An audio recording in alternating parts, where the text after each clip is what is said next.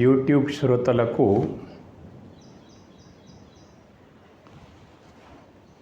శుభాభివందనాలు తెలియపరుస్తూ ఈరోజు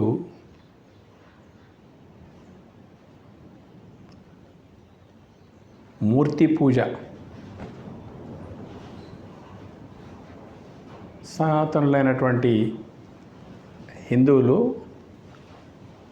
ఆచరిస్తున్నటువంటి మూర్తి పూజ విధానం ఏదైతుందో ఈ మూర్తి పూజ విధానం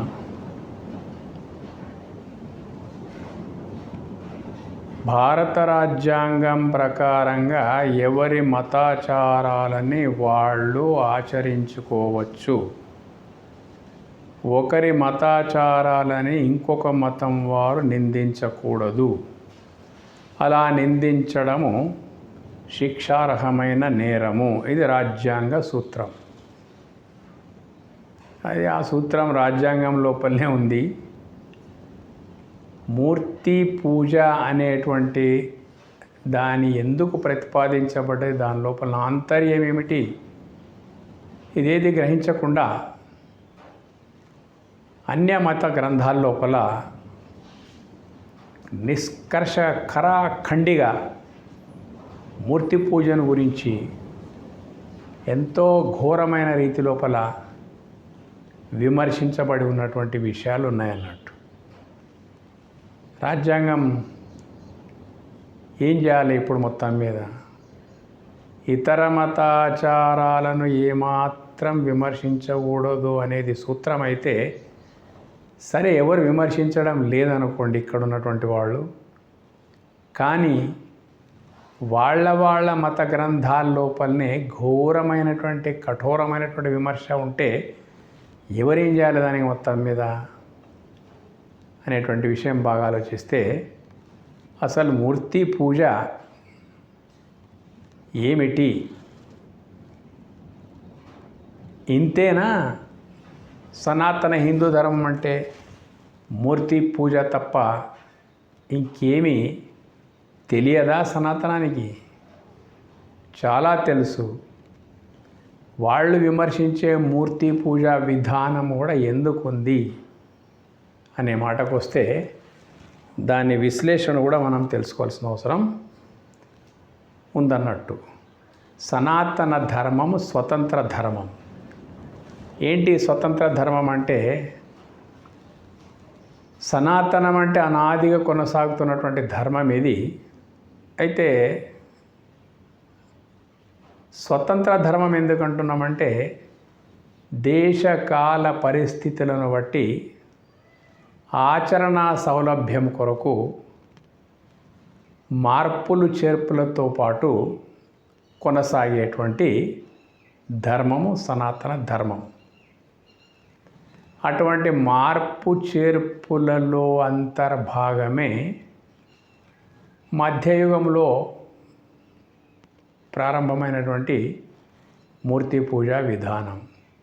ఈ ధర్మీయులు అంటారు, మీ వేదాల్లో మూర్తి పూజ లేదు కదా, మీరు ఎందుకు చేస్తారు అంటే, స్వతంత్ర ధర్మము సనాతన ధర్మం అన్నప్పుడు ఎప్పుడు ఏది చేర్చాలో, ఎంతవరకు చేర్చాలో, ఎక్కడ వాటిని తొలగించుకోవాలో అంతా బాగా సనాతన ధర్మానికి తెలుసు.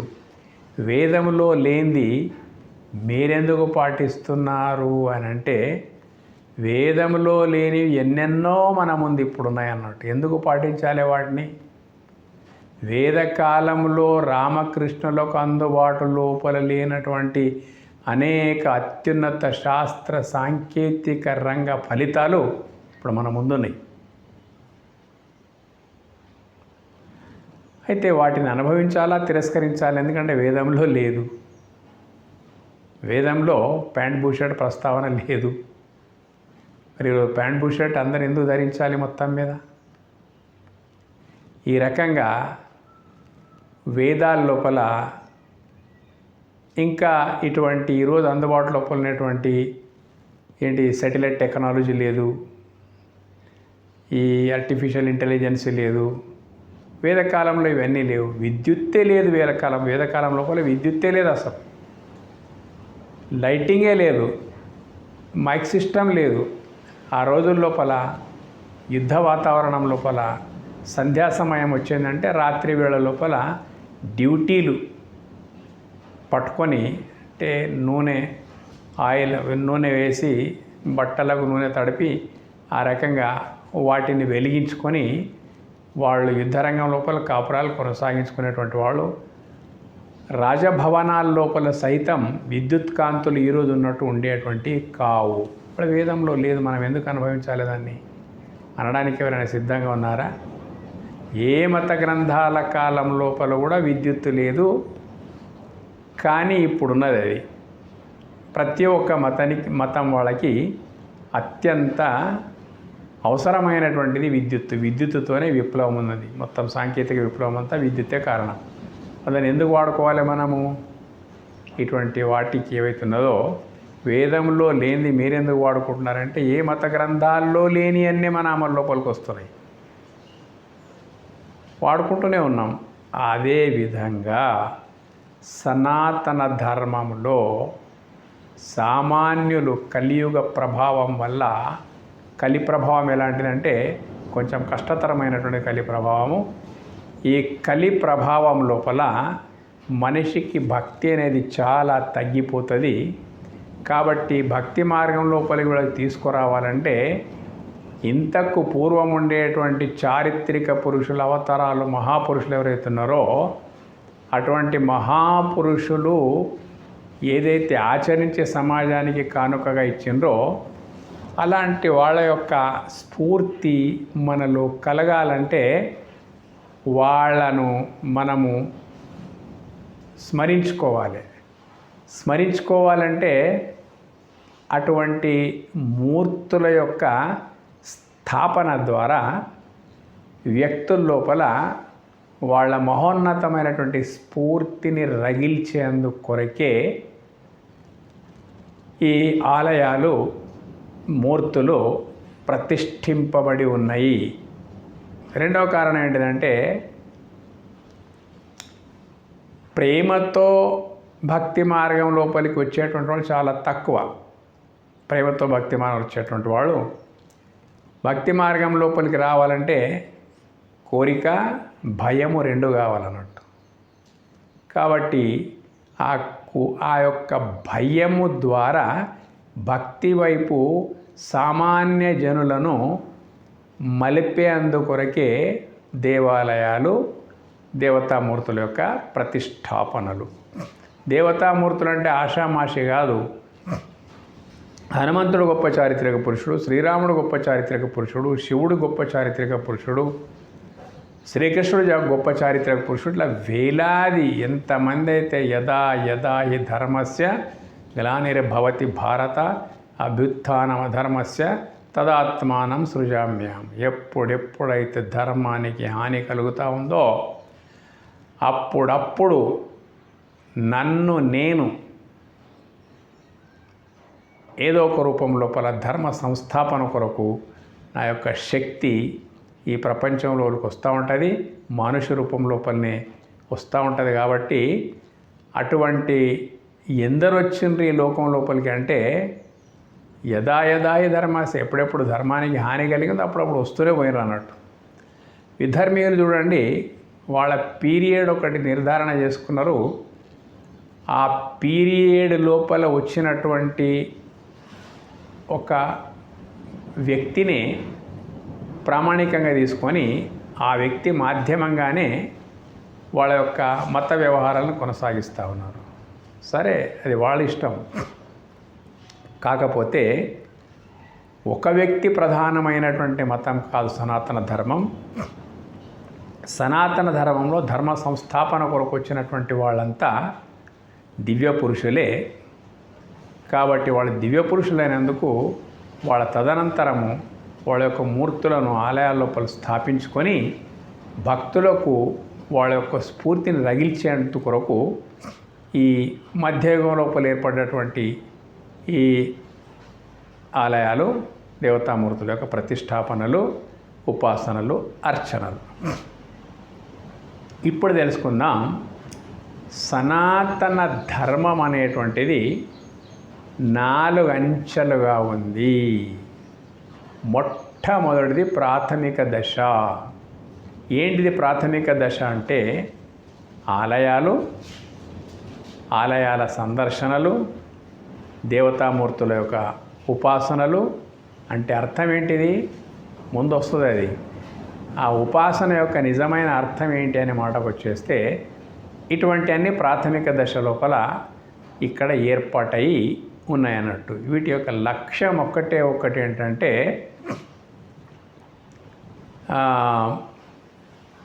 భయము ద్వారా కనీసం వాళ్ళ యొక్క ఆదర్శాలను స్వీకరించండి అని చెప్పేసి బోధించడమే తప్ప మరేమీ లేదు. ప్రాథమిక దశ ఇది. ఇందులోపలనే తీర్థక్షేత్రాల యొక్క సందర్శనలు, రకరకాల వ్యవహారాలన్నీ ఇందులోపలనే ఉన్నాయన్నట్టు. అయితే ఇప్పుడు రెండవది secondary education. Just like 10th class, 7th class వరకు ఒక భాగం అయిపోయింది. అవన్నీ ప్రాథమిక దశలో గుళ్ళు, అర్చనలు, పూజలు, పునస్కారాల ద్వారా వ్యక్తులకు ఒక శిక్షణ ఇవ్వడం అన్నట్టు. జస్ట్ లైక్ ఇప్పుడు ప్లే స్కూల్ నుంచి ప్రైమరీ స్కూల్ దాకా ఇవన్నీ ఎట్లా నేర్పేవాళ్ళు వాళ్ళు ఆ పిల్లల లెవెల్కు దిగి వాళ్ళకు పాఠాలు నేర్పుతూ ఉంటారు. జీవితాంతం అదే ఉండదు. వచ్చి పడ్డ చిక్కేమడదంటే ముందు వస్తుంది అది. రెండవ దశ సెకండరీ. అంటే సనాతన ధర్మం లోపల అంచెలుగా ఎదగాలి. ఎడ్యుకేషన్ సిస్టమ్ ఏ రకంగానైతే primary, secondary, higher and PhD level ఎట్లయితుందో, జస్ట్ లైక్ ఎగ్జాంపుల్గా అట్లాగే ఇక్కడ కూడా ప్రాథమిక దశ లోపల ఏముంది, మాధ్యమిక అంటే సెకండరీ స్టేజ్లో ఏముంది, ఉన్నత విద్యలో ఏముంటుంది, ఆ తర్వాత లాస్ట్ అంతిమ దశ లోపల డాక్టరేట్, పిహెచ్డి లోపల ఏముంటుంది అనేటువంటి విషయం మనం తెలుసుకోవాలి. సెకండరీ స్టేజ్ ఏముంటుందంటే ఏ దేవతామూర్తులను మనం ప్రామాణికంగా తీసుకొని ఉపాసించడం అంటే ఏదో పూలెక్కియడము, టెంకాయలు కొట్టడము, ప్రదక్షిణలు చేయడం, ఇంటికి రావడం మాత్రమే కాదు. నిలబడి చూసి ఇంత చారిత్రక పురుషులు, పూజ్యనీయులైనటువంటి వాళ్ళు, వీళ్ళ అడుగుజాడల్లో మనం నడవాలనేటువంటి ఒక సంకల్పం కూడా అక్కడ తీసుకోవాల్సి ఉంటుంది అన్నట్టు. రెండవ దాంట్లో ఏంటిదంటే ఏ దేవతామూర్తులు ఎవరైతే ఉన్నారో, ధర్మ సంస్థాపన కొరకు వచ్చినటువంటి ఆ గొప్ప గొప్ప దివ్య పురుషులు ఎవరైతే ఉన్నారో, ఒక్కొక్క దివ్య పురుషుల పైన ఒక్కొక్కరికి ఒక్కొక్క అభిప్రాయం ఉంటుంది అన్నట్టు. సరే, ఏ అభిప్రాయం ఉన్నప్పటికైనా కానీ కొందరికి హనుమంతుడు, కొందరికి శ్రీరాముడు, కొందరికి శివుడు, కొందరికి కార్తికేయుడు, అయ్యప్ప స్వామి, ఇట్లా రకరకాల అభిప్రాయాలు ఏవైతే విశ్వాసాలు ఉంటాయో ఉండనివ్వండి. ఎందుకంటే వాళ్ళందరూ ఒకే లక్ష్య సాధనకు అవతరించినటువంటి వాళ్ళు. ఆ గొప్ప గొప్ప వాళ్ళంతా వాళ్ళ లక్ష్య సాధన అంతా భగవద్ అనుభూతిని భక్తులకు కలిగించడమే వాళ్ళ జీవిత లక్ష్యం. అందరి లక్ష్యాలు ఒకటే, అందరి లక్ష్య సాధన ఒకటే. కానివ్వండి, అభ్యంతరం లేదు దాంట్లో. అయితే భక్తులు ఏం చేయాలి, మొత్తం మీద సెకండరీ వైపు పరుగులు తీయాలి. కానీ తీయడం లేదు, ముందు వస్తుంది ఆ విషయము. సెకండరీ ఏమిటప్ప అంటే ఏ చారిత్రక దివ్య పురుషులు ఎవరైతున్నారో, ఎవరి మీద మనకు గురి ఉందో, సరే దర్శించుకున్నాము, పూజనీయ భావంతో పుష్పాలు ఎక్కించినాము, అన్నీ చేసినాం, చాలా బాగుంది. నెక్స్ట్ స్టేజ్ లోపల వాళ్ళ చరిత్రలని మనము అధ్యయనం చేసే ప్రయత్నం చేయాలి. ఉదాహరణకి రాముని యొక్క చరిత్రను అధ్యయనం చేయడానికి పూనుకుంటే రామాయణం లోపలికి వెళ్ళవలసిందే. ఇంతే సంకల్పం తీసుకోవాలి. మనం రామాలయం వెళ్ళినాము, శివాలయం వెళ్ళినాము, శివమహాపురాణము, రామాలయం వెళ్ళినాము, హనుమంతుని ఆలయం వెళ్ళినాము. రామాయణంలో ఇద్దరి పాత్రలు వస్తాయి. ఇటువంటి అనేకం ఉన్నాయి అన్నట్టు. మొత్తం మీద ఇక్కడ మనం ఏం చేయాలంటే రెండవ స్టేజ్ లోపల సెకండరీ ఎడ్యుకేషన్ టైప్లో రెండవ స్టేజ్ ఏదైతే ఉందో, ఆ వ్యక్తులు ఎవరి మీద ప్రేమ విశ్వాసాలు ఉన్నాయో అటువంటి దేవతామూర్తుల యొక్క చరిత్రను గాఢమైన రీతి లోపల అధ్యయనం చేయాలి. చేస్తే ఏమైపోతుంది, రాముని చరిత్ర అధ్యయనం చేయాలంటే రామాయణంలోకి వెళ్ళిపోతే గొప్ప దార్శనికుడైనటువంటి వాల్మీకి మహర్షి రామాయణ మహాకావ్యం లోపలికి మొత్తం వేదశాస్త్రరీత్యా పురాణాలు ఏవైతున్నాయో అన్నిటి యొక్క దర్శనాల యొక్క మర్మమంతా రామాయణ మహాకావ్యం లోపల ఇమిడిచి ఉన్నాడు. కాబట్టి అందులోపలికి మనం వెళ్ళిపోయినామంటే రాముని చరిత్రతో పాటు హనుమంతుని చరిత్రతో పాటు ఇంకా అనేకమైనటువంటి వేద విహిత విషయాలన్నీ మనకు అందులోపల తెలిసి రావడానికి అవకాశం ఉంది. ఆ రకంగా చరిత్రను బాగా వంట పట్టించుకోవడము సెకండ్ స్టేజ్. ఫస్ట్ స్టేజ్ లోపల పోయినాము, పూజలు చేసినాము, పుష్పాలకి ఇచ్చేసినాము, ఓకే బాగుంది. ఆ తర్వాత స్టేజ్ లోపల కంపల్సరీ మనం వాళ్ళ చరిత్ర లోపలికి తొంగి చూడవలసిందే, చరిత్రను అధ్యయనం చేయవలసిందే. అయితే ఇక మూడవ stage higher education, just like inter degree లాంటిది అన్నట్టు. ఇక్కడ ఏముంది మన కర్తవ్యం అంటే, సనాతనులైనటువంటి మన కర్తవ్యం ఏంటంటే, ఏ మహాపురుషుల యొక్క చరిత్రను మనం అధ్యయనం చేసినామో ఆ చరిత్ర లోపల శీల సంపద, ఆచరించదగిన ఎన్నో విహితమైనటువంటి కర్మలు ఆచరణలు ఉన్నాయి. వాళ్ళు ఏం చేసిండ్రు, వాళ్ళంత గొప్పగా మనం చేయకపోయినా కానీ మనకు సాధ్యమైనంత మట్టుకు వాటిని మనం అనుభవం లోపలికి తెచ్చుకొని ఆచరించాలి. ఎగ్జాంపుల్గా ఇప్పుడు అటువంటి ఆచరణ ఏదైతుందో అంత గొప్ప మనం సాధించకపోయినా కనీసం ఏ మనకు సాధ్యమైతే అది సాధించాలన్నాడు. ఉదాహరణకి హనుమంతుడు ఉన్నాడు. చాలా ఆయన గురించి ఆయన చేసినవి మనం చేయడం మన వల్ల కాకపోవచ్చు, కానీ ఆయన చేసిన పనులన్నింటికీ శక్తినిచ్చినటువంటి ఒక సాధారణమైనటువంటి సాధన ఏదైతుందో రోమముల రామనామం చాలు. మనకది ఎంత సులభమో అంత శక్తివంతమైంది అది. ఆ హనుమంతుని యొక్క చరిత్ర లోపల నుంచి అదొకటి కలెక్ట్ చేసుకోవాలి. అదే చరిత్ర లోపలికి రామాయణం లోపలికి వెళ్ళిపోతే శివుడు విషమ సంకట పరిస్థితి లోపల, వారధి నిర్మాణం టైం లోపల, ఏదో జీవితం మీదనే విరక్తి చెందినటువంటి పరిస్థితుల లోపల అతడికి అగస్త్య మహర్షి వచ్చి నిరాశ నిస్పృహలకు లోను కావాల్సిన అవసరం లేదు, శివతారక మంత్రాన్ని ఉపాసించి శివుని ద్వారా పాశుపతాస్త్రాన్ని పొందు, అది లేకపోతే రావణ సంహారం జరగదు, ఈ పని నీవు చేయమని చెప్పేసి మిత్రధర్మంగా అగస్త్య మహర్షి వచ్చి గురుస్థానం లోపల ఉండి ఆయనకు ఆ మార్గం చెప్తే దాన్ని సాధించినటువంటి శ్రీరాముడు పాశుపతాస్త్రాన్ని పొంది ఆ రకంగా రావణ సంహారానికి పాటుపడే విషయం తెలుసు. అంటే ఎందుకు చెప్తున్నాం ఇవన్నీ, ఏ దేవతామూర్తుల యొక్క ఆలయాలకు వెళ్ళి వాళ్ళని దర్శించుకొని వాళ్ళని అర్చించి ఏం చేసినామో వాళ్ళ చరిత్రను తెలుసుకున్న తర్వాత చరిత్ర లోపల ఉండేటువంటి కొన్ని విషయాలు మనం ఆచరించినప్పటికైనా మన జన్మ ధన్యం కావడానికి అవకాశం ఉంది. ఏది ఆచరించడము అనేటువంటిది సాధ్యమైనంత వరకు చేయాలి. ఏది ఆచరించకపోతే మన మహాపురుషులు చెడు మాత్రం చెయ్యలేదు. వాళ్ళు చేసిన ఘనకార్యాలు మీకు చేత కాకపోతే కనీసం వాళ్ళు చేసినటువంటి మంచి పనులు మాత్రమే మనం చేయాలి. వాళ్ళు ఎవరికి చెడు తలపెట్టలేదు, ఎవరిని హింసించలేదు, ఎవరిని బాధించకుండా స్వయంగా వాళ్ళు బాధపడే లోకానికి ఒక శ్రేయస్సుని చేకూర్చినటువంటి వాళ్ళ మార్గం లోపల మంచి కార్యాలు మనకు సాధ్యం కానప్పటికైనా చెడు మార్గంలో పోకుండా ఉంటే వాళ్ళ యొక్క చరిత్ర మనకెంతో సహకరించినట్టు అయిపోతుంది అన్నట్టు. 3 అయిపోయినాయి. వ్యక్తి యొక్క సంస్కార దశలు ఇవి. ప్రాథమికంలో ప్లే స్కూల్ మాదిరిగా గుడులు, పూజలు, అర్చనలు. మాధ్యమికం లోపల చరిత్ర అధ్యయనము. ఆ ఉన్నత విద్యా దశ లోపల ఏముంటుందంటే ఆ మహాపురుషులు ఎవరిపైన మనకు విశ్వాసం ఉందో వాళ్ళు ఆచరించినటువంటి కొన్ని మనం కూడా ఆచరణ లోపల తెచ్చుకోవడం. ఈ రకంగా కొనసాగిన తర్వాత ఇక లాస్ట్ దశ చాలా మహోన్నతమైనటువంటి, ఇది డాక్టరేట్, పీజీ, పిహెచ్డీ లాగా ఉంటుంది అన్నట్టు. మొత్తం మీద ఇక్కడ ఏమైపోతుంది అంటే ఆలోచన పరిపక్వత ఎంత తీవ్రంగా నీవు సత్యాన్ని తెలుసుకోవాలనేటువంటి జిజ్ఞాసతో కూడి ఉంటే అంత సులభంగా ఆ సత్య సందర్శనం అనేటువంటిది మనకు సాధ్యమైపోతుంది అన్నట్టు. ఏంటిది సత్య సందర్శనము? దేవుడు అనే కాన్సెప్ట్ ఏదైతే ఉందో ఎంతో గందరగోళాలను సృష్టిస్తున్నటువంటి కాన్సెప్ట్ అది. ఒక్కొక్క మతం వాళ్ళు ఒక్కొక్క రకంగా ఆ దేవుని గురించి మాట్లాడుతూ ఉంటారు. అయితే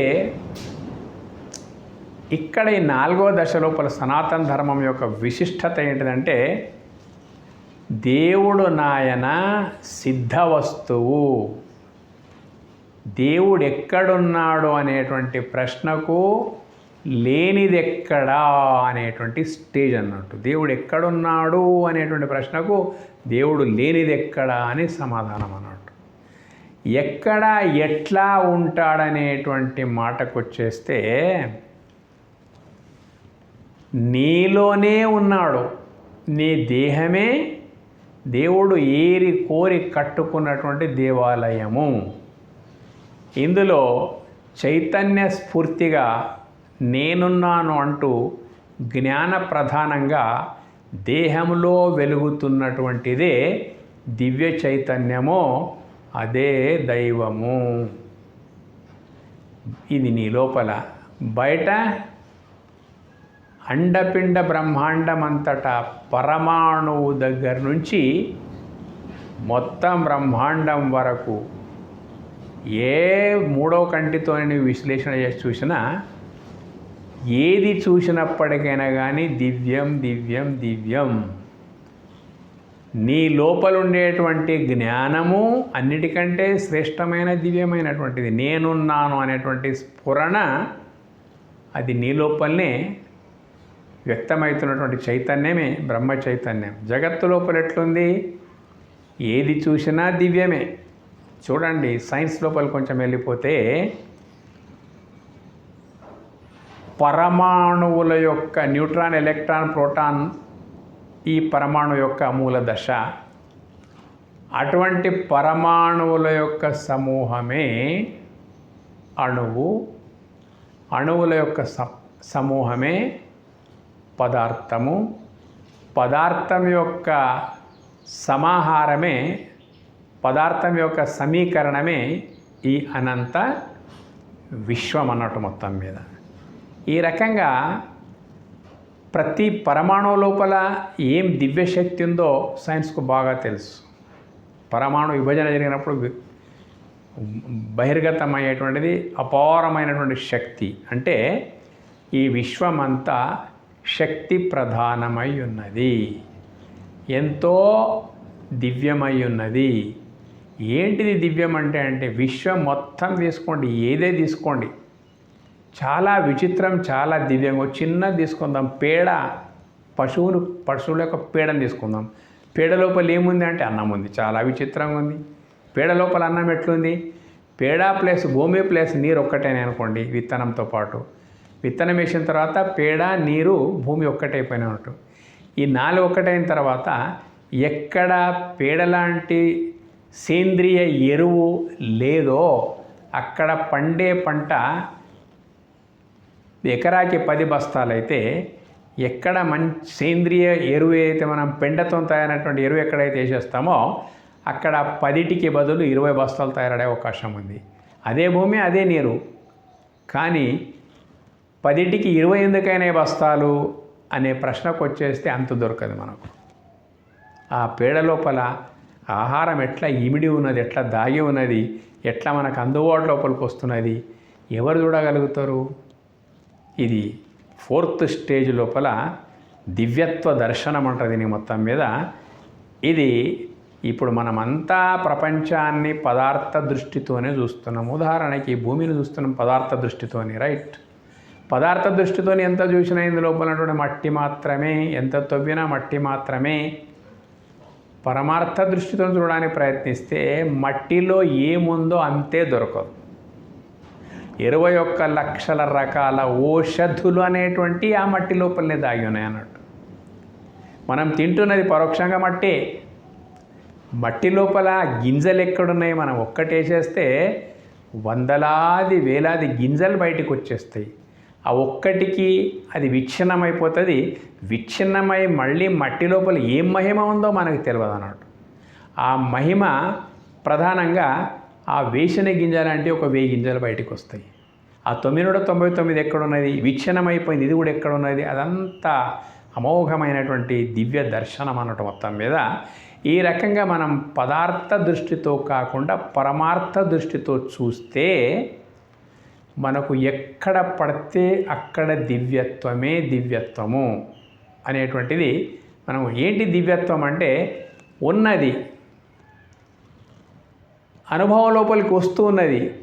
ఆ అనుభవానికి మూలం ఏంటిది? ఎంత ఆలోచించినా దాని యొక్క అంతు దొరకకుండా ఎట్లయితే ఔషధి శక్తి భూమి లోపల దాగి ఉన్నదో, రసశక్తి నీళ్ళ లోపల ఎట్లా దాగి ఉన్నదో, ఈ రకంగా పంచభూతాల లోపల విచిత్రమైనటువంటి విలక్షణమైన శక్తులు ఏవైతున్నాయో నీ శరీరం లోపల కూడా ఎన్నో అద్భుతమైనటువంటి మహిమాన్వితమైనటువంటి విషయాలు ఉన్నాయి. ఎన్ని ఉన్నాయంటే బ్రహ్మాండం అంతటికి ఎంత టెక్నాలజీ, బ్రహ్మాండం అంతటి యొక్క ఉనికికి ఎంత సాంకేతిక పరిజ్ఞానం అందులోపల ఉందో అంతకు మించిన సాంకేతిక పరిజ్ఞానం ఏదైతుందో నీ పిండాండం అంటే దేహం లోపల ఇమిడి ఉందన్నట్టు. అంతా ఇది 4వ దశ. అంటే భారతీయ సంస్కృతి లోపల ఎక్కడో ఆకాశం లోపల, ఎక్కడో పాతాళం లోపల, ఆ దిక్కుల ఈ దిక్కుల ఇక్కడ వెదికే అవసరమే లేదు. 4వ దశ లోపల ఎక్కడికి వచ్చినాము? గుడి నుండి దేహం లోపలికి వచ్చేసినాం. దేహం లోపల నుంచి విశ్వం లోపల విస్తరించిపోతున్నాం. ఏమవుతుంది? దేవుడు ఎక్కడున్నాడు అనేదానికి నా లోపల నా బయట దేవుడు లేని చోటే లేదు. కనిపిస్తున్నదంతా దివ్యమే, చూస్తున్నది దివ్యమే, సర్వము దివ్యమే. దృష్టిం జ్ఞానమయీం కృత్వా పశ్యేద్ బ్రహ్మమయం జగత్. ఈ రకమైనటువంటి విశ్లేషణాత్మకమైనటువంటి జిజ్ఞాసతోనే మనం ఆలోచిస్తూ పోతే పరమాత్మ సిద్ధ వస్తువే అంటే పరమాత్మ తప్ప ఇంకొకటి విశ్వం లోపల లేనే లేదు. అంతర్బహిష్ట తత్సర్వం వ్యాప్య నారాయణ స్థిత అనేటువంటి సూత్రం ఏదైతుందో ఇక్కడ సాకారం అయిపోతుంది. ఇటువంటి స్టేజ్ గుడి లోపల నుంచి ప్రారంభమైతే మనకు చరిత్ర నుంచి, చారిత్రక పురుషుల యొక్క ఆచరణను అనుకరించడం నుంచి చిట్ట చివరి దశ మహోన్నతమైనటువంటి పరమాత్మ సాక్షాత్కార దశ. ఏంటిది పరమాత్మ సాక్షాత్కారం అంటే?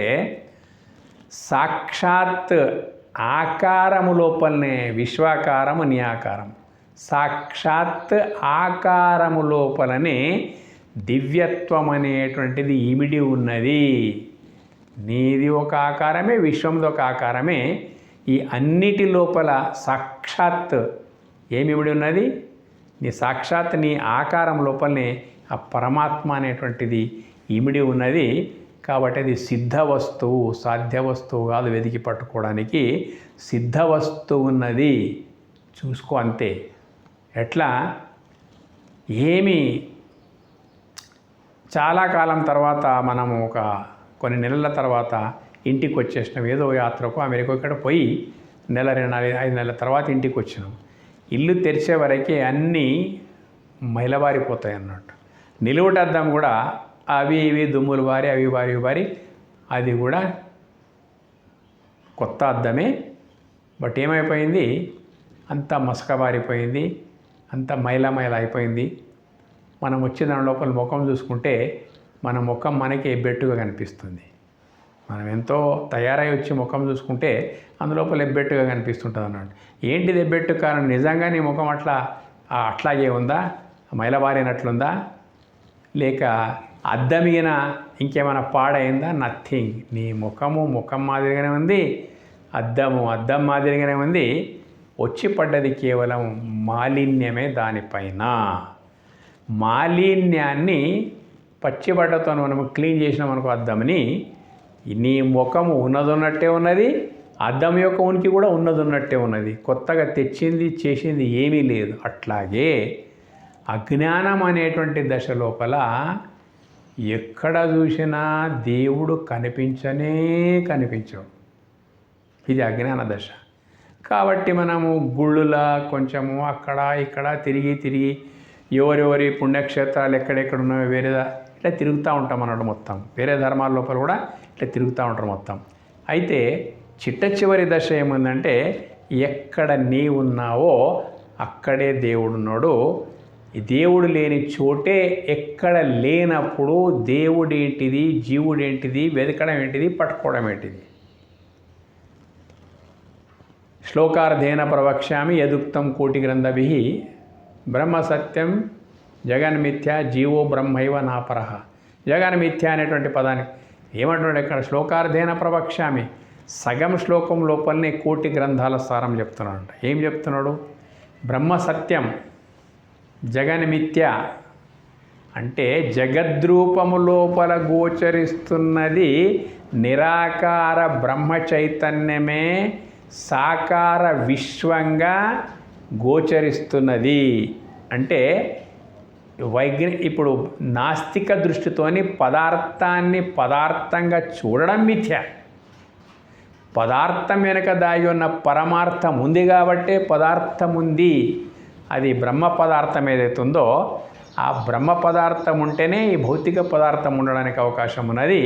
బ్రహ్మ పదార్థాన్ని విస్మరించి కేవలం భౌతిక పదార్థాన్నే చూడడం అవుతున్నదో అటువంటి చూపు మిథ్య తప్ప జగత్తు మిథ్య కాదు. ఎందుకంటే ప్రత్యక్ష ప్రమాణమైంది జగత్తు మొత్తం మీద ఎన్నో దివ్యత్వాలతోనే మనం కూడా కళకళలాడుతూ ఉన్నది. కాబట్టి చెప్పబోయే సారాంశం ఏంటంటే బ్రహ్మ సత్యం అంటే నీవు చూస్తున్నటువంటి జగత్తు యొక్క మూల కారణము బ్రహ్మ చైతన్యమే అనేటువంటి విషయం. బ్రహ్మ సత్యం జగన్మిథ్య. కేవలం భౌతిక దృష్టితోని చూస్తే ఆ చూపు మిథ్య. ఎందుకంటే నీకు కనిపిస్తున్న విశ్వం వెనకాల విశ్వేశ్వరుడు దాగి ఉన్నాడు అనేటువంటి విషయం మాత్రమే సత్యము. తర్వాత జీవో బ్రహ్మైవ నాపరః. ఇది మనం చూస్తున్నటువంటి అనంతమైనటువంటి విషయం గురించి చెప్పేసి జగత్మిథ్య అని చెప్పేసి. ఇక జీవో బ్రహ్మైవ నాపరః. ఎక్కడున్నాడయా పరమాత్ముడు? జీవో బ్రహ్మైవ నాపరః. నా లోపల నేనున్నా అనేటువంటి స్ఫూర్తికే జీవమని పేరు. అది ఉంటేనే మనం ఉన్నాం, అది లేకపోతే మనం లేము. ఏది లేకపోతే మనము లేనేలేమో, ఏది లేకపోతే మనం లేమో అదే కదా ఉన్నది. కాబట్టి జీవో బ్రహ్మైవ నాపరః. విశ్వం లోపల శక్తి రూపం లోపల, నీ లోపల జ్ఞాన రూపం లోపల శక్తి జ్ఞానాలు ఏకమైనటువంటి సమాహారం సమన్వయం ఏదైతే ఉందో ఇది పరమాత్మని యొక్క ప్రత్యక్ష దర్శనము. కాబట్టి 4వ దశ సనాతన ధర్మం లోపల ఇంత అమోఘమైనది. ఈ లెవెల్కి ఎదిగినటువంటి వాళ్లకు స్థిత ప్రజ్ఞులు అంటారు. అంటే ఈ మహాజ్ఞానాన్ని స్థిరంగా నిలుపుకున్నటువంటి వాళ్ళు జీవన్ముక్తులు. ఇది చాలా గమనించదగిన విషయము. ఎక్కడో చచ్చిపోయిన తర్వాత ఏదో లోకంకు లాక్కొని పోయిన తర్వాత అక్కడ ఏదో దేవుడు అది ఇది అంతే ఉండనివ్వండి అక్కడ. కానీ ఇక్కడ అది లేదు. జీవన ముక్త దశ అంటే మోక్షం అనేది దేహానంతరము, అది విదేహముక్తి ఉండని అది కూడా.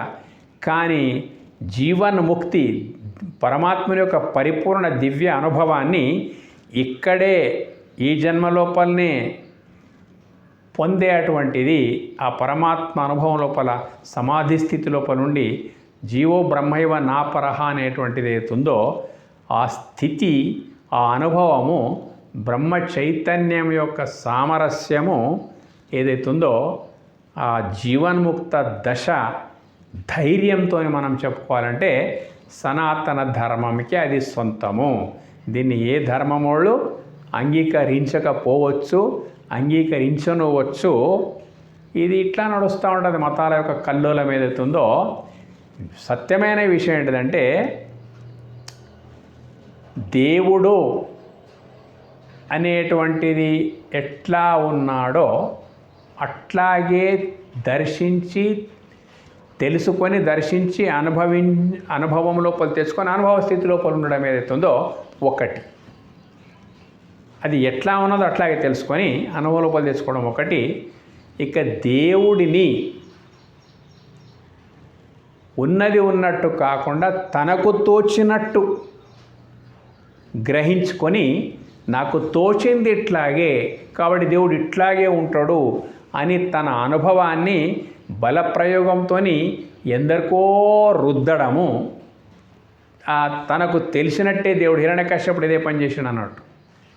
ఎట్లుంటాడా ఆయనకు తోచినట్టు ఆయన భావించిండు, కానీ దేవుడు ఉన్నట్టు భావించలేదు. కాబట్టి అతడు రాక్షసుడు అయిపోయిన మొత్తం మీద తన ప్రాణాన్ని పోగొట్టుకున్నాడు. అంటే ఈ ఆధ్యాత్మికం లోపల దేవుడు ఎట్లా ఉన్నాడో అట్లాగే దర్శించి అనుభవ లోపల తెచ్చుకోవడము, అనుభవ స్థితుడు కావడం ఒక మార్గము, తనకు తోచినట్లే దేవుడు ఉంటాడనేటువంటిది గ్రహించి తనకు తోచిన విధంగానే అన్ని చరిత్రలు సృష్టించుకొని తనకు తోచిన విధంగానే ఉంటాడని జనానికి బోధించడం ఏదైతున్నదో ఇది ఒక రకం. సాధారణంగా ఇట్లా ఉంది ప్రపంచం లోపల. ఇది సనాతన ధర్మం యొక్క విశిష్టత. కన్క్లూజన్కి వచ్చేస్తే మనము సనాతన ధర్మం లోపల 4 స్టెప్స్ ఉన్నాయి. సామాన్యులకు భయము ద్వారా భక్తి వైపు తెచ్చడం కొరకు గుడుల లోపల దేవతామూర్తులు, వాటి చారిత్రక నేపథ్యం ఉన్నది. వాళ్ళ యొక్క స్ఫూర్తి కొరకు మూర్తులు ఏదైతున్నదో మూర్తి మాన యొక్క స్ఫూర్తి కొరకు మూర్తులు స్థాపించబడ్డాయి. మూర్తి ఉపాసన జరపబడతా ఉన్నది అన్నట్టు. ఓకే. రెండవది, ఏ మూర్తుల పైన నీకు ప్రీతి ఉందో ఆ మూర్తుల యొక్క చరిత్రను గాఢంగా అధ్యయనం చేయడం రెండవది. ఎవరు మూర్తుల యొక్క చరిత్ర, వాళ్ళ దివ్య పురుషుల యొక్క చరిత్రను గాఢంగా ఎవరు అధ్యయనం చేస్తారో తప్పకుండా వాళ్ళ లోపల ఒక జిజ్ఞాస కలుగుతుంది. మనం కూడా ఎందుకు అట్లా కాకూడదు, మనం వాళ్ళ యొక్క గొప్ప విషయాలు ఎందుకు ఆచరించకూడదు. ఇది 3వ దశ. 4వ దశ లోపల ఇంతవరకు వివరించినటువంటిది ఏంటిదంటే, ढूंढा तुझे हर जहाँ में पाया पता तेरा नहीं, जब पता तेरा मिला तो अब पता मेरा नहीं అంట. దేవుని కొరకు వెతికి వేసారి ఎక్కడ దొరకలేదని కూర్చున్నాడు.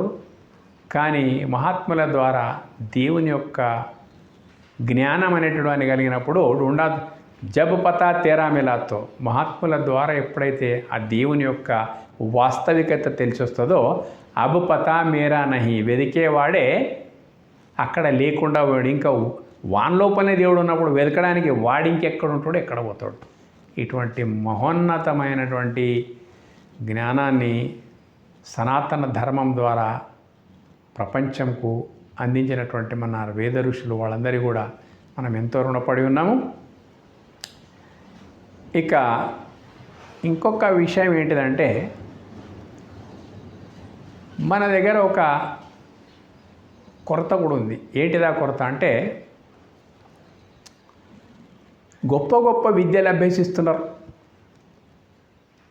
మరి ఏ దేవతామూర్తుల వెనకల మనం ఉన్నామో ఆ దేవతామూర్తుల యొక్క చరిత్రను అధ్యయనం చేసేందుకు కొరకు మనకు చేత కావడం లేదు. ఐఐటి అంటాము, ఐఏఎస్ అంటాము, విదేశీ విద్యలు అంటాము, ఆర్టిఫిషియల్ ఇంటెలిజెన్స్ అంటాము, ఏమో అంటాము, ఇంటినాడు పుస్తకాలు చదువుతామని. సరే, మంచిది అప్ప. కానీ సనాతన ధర్మం నిర్దేశించినటువంటి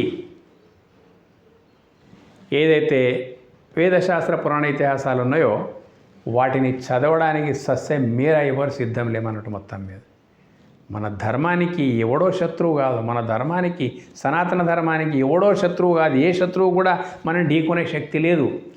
మన సనాతన ధర్మానికి మన అలసత్వమే శత్రువు. ఏదైతే మనకి ఇంత పెద్ద గొప్ప గ్రంథాలు రాసిపెట్టిన వాడు పనికిమానే రాసిపెట్టినరా, అంత కష్టపడేవాడు. రామాయణం రాసినాడు వాల్మీకి అంటే ఏం అవసరం ఆయనకు, వ్యాసుడు భాగవతం రాసినాడు ఏం అవసరం ఆయనకు మన కొరకు. కానీ మనకు ప్రాపంచిక విద్యలే కావాలి తప్ప పారమార్థిక విద్య మనకు అవసరం లేదు. ఎవరు కూడా ఎన్నో పుస్తకాలు చదువుతారు, ఎన్నో ఛానల్స్ చూస్తారు, ఎన్నో టీవీలు చూస్తారు, కానీ చదవడంకు తెలుసుకోవడానికి సిద్ధపడరు. ఇది ఒక పెద్ద వెలితి. ఇటువంటి సాహిత్యానికి దూరమైనటువంటి సమాజం యొక్క నాశనం తప్పదు. ఏదైనా కానీ, ఏ ఇజం కమ్యూనిజం అయితే ఏమి, మావోయిజం అయితే ఏమి, ఏదైనా కానీ, ఇస్లాం కానీ క్రైస్తవ మతం లిటరేచర్ ప్రధానంగానే నిలబడ్డది అన్నట్టు. వాళ్ళతో ఎంత పెద్ద లిటరేచర్ను పక్కకు పెడితే ఉన్న లిటరేచర్ను పట్టుకొని ఉన్నారు కాబట్టి వాళ్ళ ఉనికి అనేటువంటిది వ్యాపిస్తూ ఉన్నది అన్నట్టు. మన లిటరేచర్కు అంతే లేదు. ఇంతవరకు చెప్పినటువంటి వాంగ్మయం ఏదైతే ఉన్నదో అనంతమైనటువంటి లిటరేచర్ మనకు అందుబాటులో ఉన్నప్పటికైనా కానీ ఎంతో తెలివితేటలు. ఒక అడ్వకేట్ ఉన్నాడంటే ఏమో మాట్లాడుతూ ఉంటాడు, డాక్టర్ ఎంతెంతో చదువుతూ ఉంటాడు, ఇంజనీర్స్ ఏమేమో చేస్తూ ఉంటారు, కానీ ముఖ్యమైనటువంటి దీనికి మాత్రం శ్రద్ధ వహించరు. ఇది ఒక గొప్ప పొరపాటు.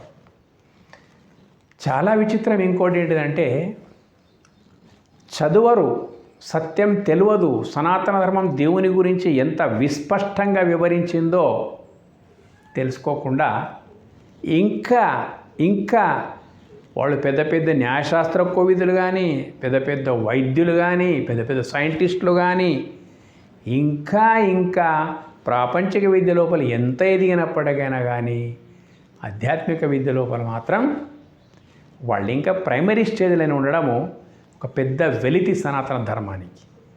ఎంత బ్రిలియంట్స్ ఉన్నామంటే ఈనాటి ఈ యువతరం, ఈనాటి విద్యా విధానం ఎంత షార్ప్గా, ఎంత అద్భుతమైనటువంటి విజయాలు సాధిస్తున్నప్పుడు మళ్ళీ అదే బుర్రతో ఒకసారి ఆధ్యాత్మిక రంగం వైపు వచ్చేస్తే కూడా మనకు జిల్లాకు 4 వివేకానందులు తయారైపోతారు. కారనే ప్రసక్తే లేదు. శంకరాచార్యులు తయారైపోతారు. ఎందరెందరో ప్రపంచం లోపల మనకు దొరకడానికి అవకాశం ఉంది. కానీ మన ప్రస్తుత సమాజం లోపల అలసత్వం బాగా పెరిగిపోయింది. ఎప్పుడు సాహిత్యానికి దూరమైన ముందు 2 విషయాలు ఇంకా ఏంటిది, వాళ్ళ సదాచారం, వాళ్ళు ఆచరించిన ఆచరణలు, వాళ్ళు పొందినటువంటి అద్వైత సిద్ధిని మనం పొందగలుగుతామా? పొందలేము. ఏమున్నదప్ప సనాతనులు భారతీయుల లోపల కేవలం ప్రాథమిక దశల్లో లోపలనే ఇరుక్కొని పోయినటువంటి వాళ్ళ యొక్క సంఖ్య 99.9% ఉన్నప్పుడు ఎవరు రావాలి? సెకండరీ ఎడ్యుకేషన్, సెకండరీ లెవెల్కి ఎవరు రావాలి? హయ్యర్ లెవెల్కి ఎవరు రావాలి? పూరా పిహెచ్డి లెవెల్కి ఎవరు రావాలి? కనీసం జిల్లాకు 10 మంది అన్న రావాలి. ఎక్కువ అవసరం లేకపోతే కూడా 10 మంది అన్న తప్పించాలి. జిల్లాకు 10 మంది అన్న కనీసం భారతీయ సంస్కృతి యొక్క మహోన్నతమైనటువంటి విలువలు తెలుసుకోగలిగితే ఎంతో గొప్పది. పేరెంత గొప్పగా ఉండండి, సనాతన భారతీయ సంస్కృతి ఎంత బాగుంది. భారతీయ సంస్కృతి, దీని అర్థం తెలుసుకుంటేనే జన్మ ధన్యమైపోతుంది. సనాతన దేనికి ఆది అంతము లేదో ఆద్యంత రహితమైనటువంటి స్థితిని సూచించడానికి వాడబడినటువంటి పదమే సనాతన. ఓకే. భారతీయ, భా అంటే ప్రకాశం. ఏంటిదా ప్రకాశము? నీ దేహాన్ని ప్రకాశింపజేస్తున్నటువంటి ఆత్మప్రకాశం. భా అంటే ఆత్మప్రకాశం. రతీయ, అందులోనే నీవు రమించడం. సనాతన భారతీయ సంస్కృతి. నీ ప్రకాశంలో నీవు రమించడము. నీ ప్రకాశం ఏదో నువ్వు తెలుసుకొని రమిస్తే అది దేవుని లోపల దివ్యత్వంలో నువ్వు రమించినట్టే. ఇటువంటి ఉదాత్తమైనటువంటి పదాలు మనకి ఎన్నో ఉన్నాయి, ఎంతో అనుభవం ఉన్నది. ఇంతటి జ్ఞానం మరెక్కడ లేదు. దీన్ని ఢీకొనే శక్తి ఎవరికీ లేదు. ఈరోజు పతన దశను చేరుకుంటున్నది, విధర్మీయుల యొక్క ఉద్ధృతి పెరిగిపోతున్నది అంటే దానికి కారణము మహామేధా సంపత్తి కలిగి ఉన్నటువంటి సనాతనులు అలియాస్ హిందువులైనటువంటి మనము సాహిత్యం దిక్కు దృష్టి మరలించకపోవడము, ఏదో ప్రాథమిక దశ లోపల ఇరుక్కొని పోవడం ఏదైతుందో ఇది. ఏంటిది ఈరోజు భక్తి పేరుతో జరుగుతున్నటువంటిది? ఎక్కడెక్కడ పర్వదినాలు వస్తున్నాయి, ఎన్నెన్నో. ఇప్పుడు వినాయక చవితి లాంటి ఎన్నెన్నో ఉత్సవాలు వస్తున్నాయి మనకు. మొత్తం మీద ఏం జరుపుతున్నాము? చాలా హృదయ విదారకమైన పరిస్థితి లోపల ఇరుక్కొని పోయిన ఎదగడం లేదు మనం. దీని కొరకు పెద్ద పెద్ద గురువులు కూడా నిస్సహాయ స్థితి లోపల. ఎందుకంటే ఈ కలియుగ ప్రభావం శిష్యులకు అనుగుణంగానే గురువు పోవాల్సి వస్తుంది, లేకపోతే ఏం చేస్తాం మొత్తం మీద. కాబట్టి ఇప్పుడు ఏం చేస్తున్నాం మనము?